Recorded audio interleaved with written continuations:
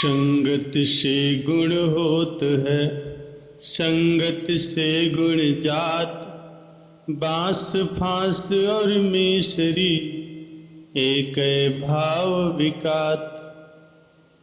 अच्छी और बुरी संगत का प्रभाव जरूर पड़ता है। साधु संतों की संगति आम जनमानस के लिए बहुत ही लाभदायी, पुण्यदायी और मोक्षदायी मानी जाती है। वास्तव में साधु संतों के पास उत्कृष्ट विचारों का दिव्य स्रोत होता है।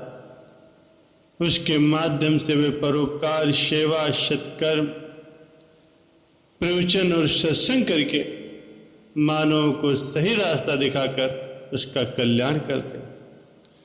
उनकी संगत से जन जन के कल्याण के लिए दिव्य कर्मों की प्रेरणा दे करके उसका पोषण प्रदान करते हैं।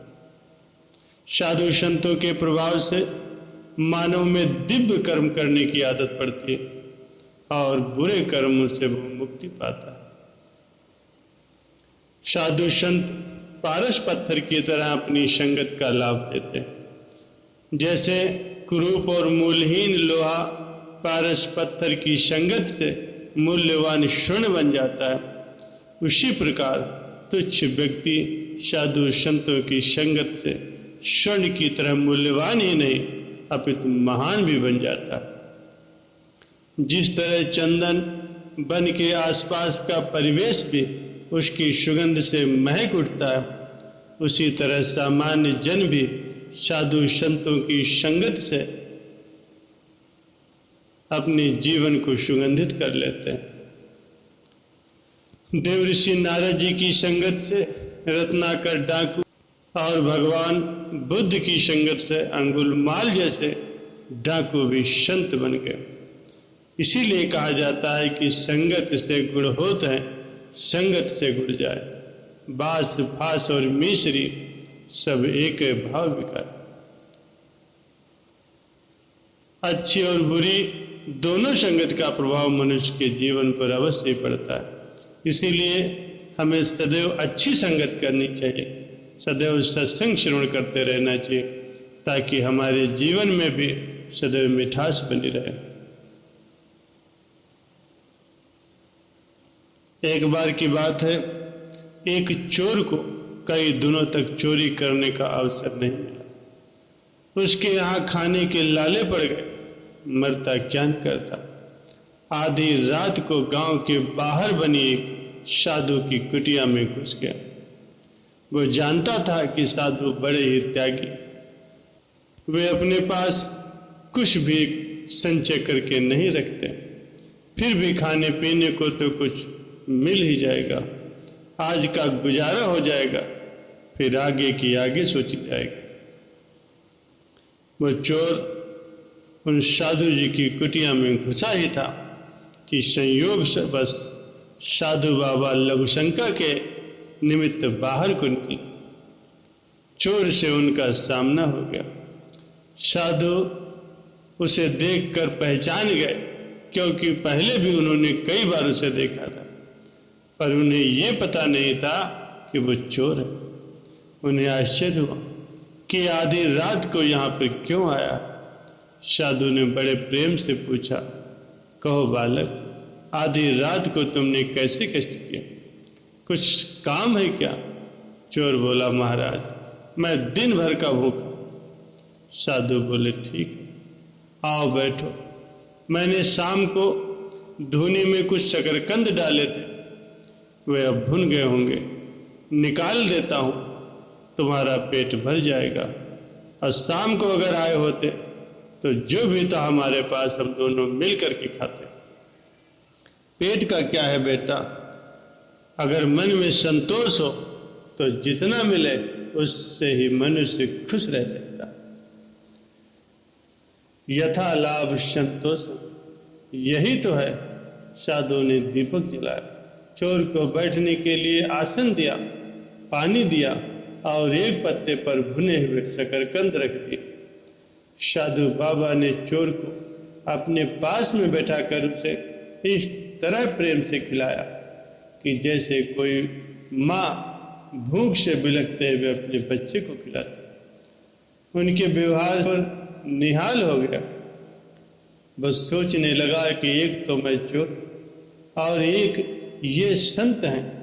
मैं चोरी करने आया था और ये प्यार से हमें शकरकंद खिला रहे। मनुष्य ये भी हैं और मैं भी। ये भी सच कहा है कि आदमी आदमी में अंतर, कोई हीरा कोई कंकर। मैं तो इनके सामने कंकड़ से भी बदतर हूँ। मनुष्य में बुरी के साथ भली वृत्तियाँ भी रहती जो समय पाकर के जाग उठती।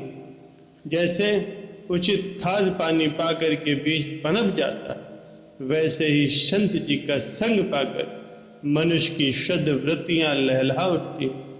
चोर के मन के सारे कुसंस्कार हवा हो गए।